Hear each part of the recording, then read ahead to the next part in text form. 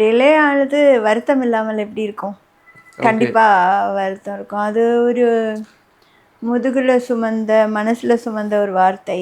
நிறைய இந்த படத்த பத்தி யாரும் கேட்டுருவாங்களேன்னு சொல்லிட்டு பொது நிகழ்ச்சிகள் போறதெல்லாம் ரொம்ப தவிர்த்த.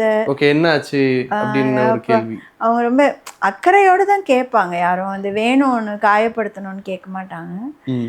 படம் என்ன அப்படின்னு சொல்லும்போது, நிறைய வலிகள், அதற்கு பதில் இல்லாமல் சுமந்த மௌனங்களுக்குள்ள அத்தனை காயங்கள் இருக்கு. ஓகே. ஃபைனலா இப்போ செப்டம்பர் 5 படம் ரிலீஸ் ஆக போகுது. சந்தோஷமா இருக்கீங்களா? எப்படி இருக்கு மனநிலை?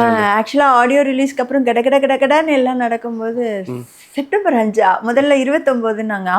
அப்படின்னு இப்போ வந்து லிட்ரலாக ஓடுறோம். ரொம்ப மகிழ்ச்சியாக இருக்கு. ரொம்ப மகிழ்ச்சியா இது இருக்கு. ஒரு சாத்தியப்படுத்தியிருக்கணும் இல்லையா? திரைக்கு வர்றதை சாத்தியப்படுத்தினதே பெரிய வெற்றியாக பார்க்க முடியுது. எந்த மாதிரியான படங்கள் ரொம்ப, அதாவது சாதாரண மனிதர்களின் கதைகளை சொல்லும் படங்கள் ரொம்ப தேவை. நம்ம சொல்கிறோம் கதை ஓரியன்டாக படங்கள் இல்லைன்னு, ஆனால் அந்த படங்கள் வரும்பொழுது எவ்வளவு தூரம் வந்து அது போராடி வருது, அதை வந்து ஜெயிக்க வைக்க வேண்டிய கட்டாயம் வந்து தமிழ் சமூகத்துக்கு இருக்குது. நீங்கள் படம் பாருங்கள், பார்த்துட்டு நல்லா இருக்கு நல்லா இல்லைன்னு சொல்லுங்கள், அது வேறு விஷயம். ஆனால் யாருமே தமிழ் சமூகத்தில் பார்க்காம இருக்கக்கூடாதுங்கிறது தான் என்னோட விண்ணப்பம். Okay okay. உங்களுக்கு இந்த சினிமா ஆசை, ஒரு இயக்குனர் ஆகணுங்கிற ஆசை எப்போ வந்துச்சு ஃபர்ஸ்ட் ஆஃப் ஆல்? அது ஆக்சுவலாக அந்த ஆசை எனக்கு இல்லை.